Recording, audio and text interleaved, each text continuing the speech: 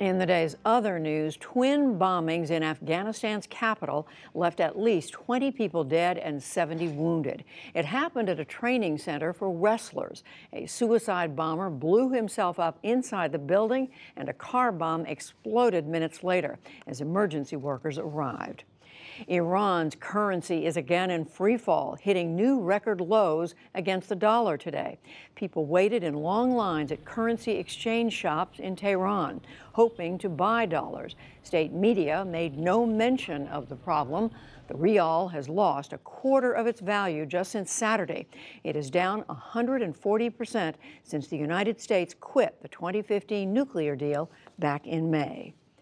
British prosecutors today charged 2 Russians in the nerve agent attack on a former Russian spy, Sergei Skripal, and his daughter, Yulia. They have both recovered now, but another woman died after finding the container that held the poison. Rohit Kachru of Independent Television News has our report. Finally, the faces of the suspects. 6 months after Salisbury, these are the 2 men who are accused of carrying out the attack.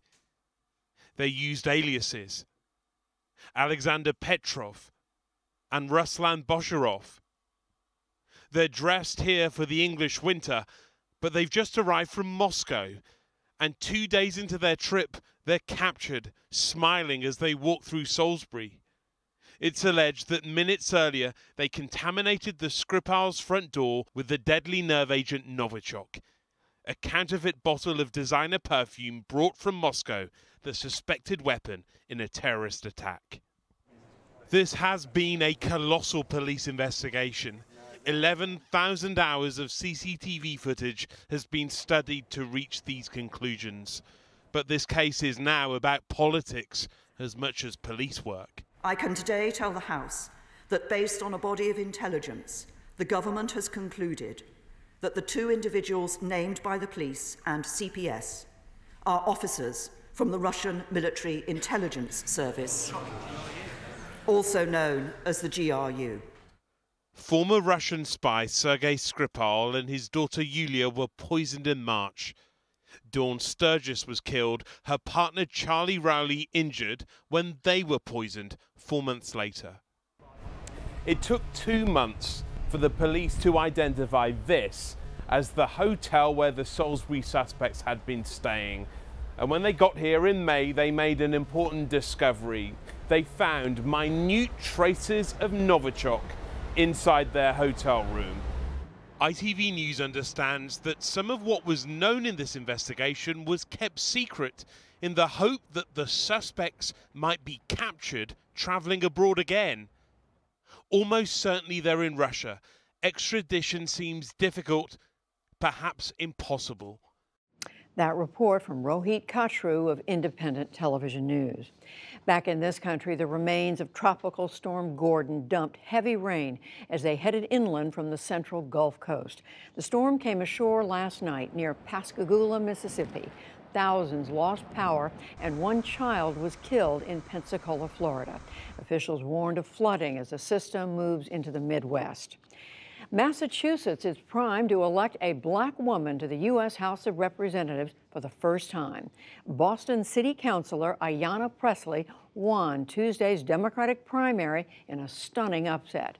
She beat 10-term congressional incumbent Mike Capuano and will run unopposed in November's general election.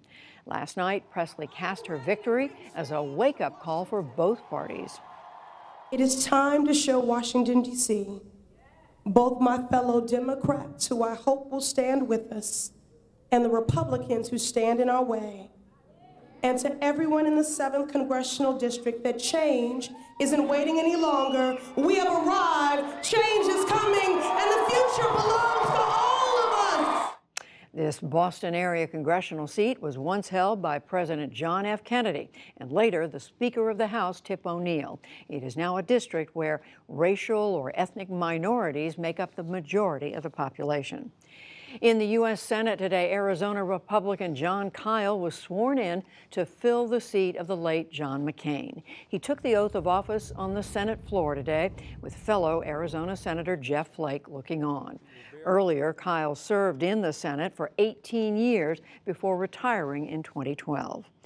And on Wall Street, the Dow Jones Industrial Average gained 22 points to close below 25,975. The Nasdaq fell 96, and the S&P 500 slipped 8. Still to come on the NewsHour, social media giants call to account on Capitol Hill. How a toxic algae bloom is devastating the Florida coast, and much more.